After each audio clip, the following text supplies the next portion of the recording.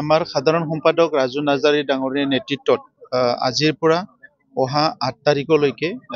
প্ৰায় গহপুৰলৈকে এটা bike rally তেখেতসকলে লৈছে আৰু এই বাইক ৰেলীৰ দ্বাৰা UPPLক পুনৰ শক্তিশালী কৰা আৰু লগতে বিভিন্ন অঞ্চলত বিভিন্ন শ্ৰেণীৰ ৰাইজৰ লগত ভাৱ বিনিময় কৰা এই বিষয়টো লৈ পেলাই আৰু বড়োলেণ্ডত পুনৰ যিটো খেউতীয়াভাৱে বম ব্লাষ্টৰ নিচিনা ঘটনা হৈছে বিভিন্ন বজাৰ সমাৰ পূজাবিলাকত মদ ভাং যোৱা প্ৰচলন হৈছে আৰু আজি সিন্ডিকেটৰ পৰা আদি কৰি যিবিলাক পুনৰ আৰম্ভ হৈছে এইবিলাক দেখা পাই পেলাই সমাজৰ বিভিন্ন শ্ৰেণীৰে শংকিত হৈছে আৰু UPPL দল হিচাপে যেহেতু এটা শক্তিশালী বিটিআৰ গৰা আৰু বড়োলেণ্ডৰ 26টা জনগোষ্ঠীক লৈ একেলগে আগুৱাই যোৱা যিটো এটা এজেন্ডা আছে এই গোটেইখিনি বিষয়ক লৈ পেলাই এই ৰেলীৰ দ্বাৰা বিভিন্ন শ্ৰেণীৰ ৰাইজৰ লগত তেখেতসকলে ভাৱ বিনিময় কৰিব আৰু ইয়াৰ পিছত আমাৰ দলীয় যিবিলাক কাম কাজ বিলাক ইতিমধ্যে আৰম্ভ হৈছে অহা যিটো আমাৰ এছেম্বলি ইলেকশ্যন আছে ইয়াত UPPLৰ পৰা ষ্ট্ৰং এটা পাৰ্টিচিপেশ্যন থাকিব আৰু এই গোটেই বিষয়টো লৈ পেলাই আজি আমাৰ যুৱ শাখাৰ পৰা তৰফৰ পৰা আৰু লগতে আমাৰ সাধাৰণ সম্পাদক কেন্দ্ৰীয় সাধাৰণ সম্পাদক ডাঙৰীয়াৰ নেতৃত্বত এই বাইক ৰেলীটো আজিৰ পৰা আৰম্ভ হৈছে দেখা গৈছে যে আমাৰ হিয়াৰ মতে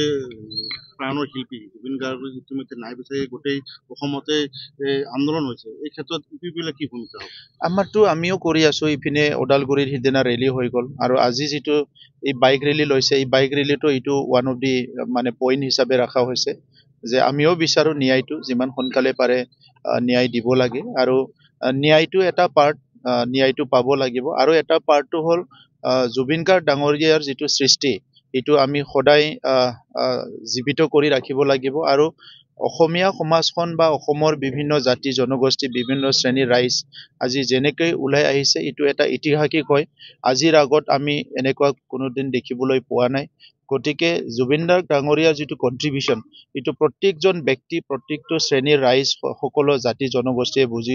সকলো বুজি পাইছে এইটো আমাৰ কাৰণে বহুত ডাঙৰ কথা আৰু আজিৰ পৰিৱেশটো চাই আমি যিটো দেখিবলৈ পাইছো জুবিন গাৰ্গ সদায় অমৰ হৈ গ'ল এইটো অকল অসমৰ কাৰণে নহয় উত্তৰ পূৰ্বাঞ্চলৰ কাৰণে নহয় সমগ্ৰ ভাৰতবৰ্ষ আৰু মানৱ জাতিতে বিভিন্ন দেশৰ মানুহবিলাকো আজি এই কথাটো সকলো আজি শলাগ লৈছে বা সকলো আজি দেখিবলৈ পাইছে যে তেখেতৰ যিটো কন্ট্ৰিবিউশ্যন সেইটো কোনোদিনে এইটো পূৰণ কৰিব পৰা তেনেকুৱা বিষয় নহ'ব দেখা গৈছে যে কালি বৰ্তমানৰ CM হাগ্ৰামা মহিলাই কৈছে UPPL দল ৰাছিয়াৰ দল কি ক'ব এই ক্ষেত্ৰত তেখেতৰতো এইবিলাকে কৈ থাকে তেনেকুৱা কৈয়ে তেখেতে ভাল পায় টুলুঙা মন্তব্য কৰা যি টি কথা কোৱা সেইটোৱে তেখেতৰ কেৰেক্টাৰ হয় এইটোতো চেঞ্জ কৰা নাই এইটোৰ দ্বাৰা আমাৰ একো লাভো নহয়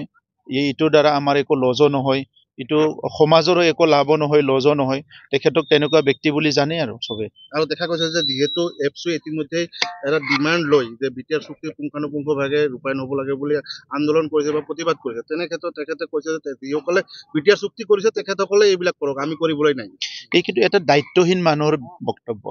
দায়িত্বহীন মানুহে তেনেকা কথা কয় এতিয়া BSC চুক্তি হৈছে BTC চুক্তি হৈছে BTR চুক্তি হৈছে বা আমাৰ কাৰণে বা এই অঞ্চলৰ কাৰণে কিবা এটা হৈছে এইটো সকলো কাম এইটো খলাগ ল'ব লাগে বা এইটো ওয়েলকাম কৰিব লাগে বা ইয়াৰ ইমপ্লিমেন্টেশনৰ কাৰণে সবে কাম কৰিব লাগে যদি এইটো কোনবা ইগনোৰ কৰিছে এইটো দায়িত্বহীন মানুহৰে কথা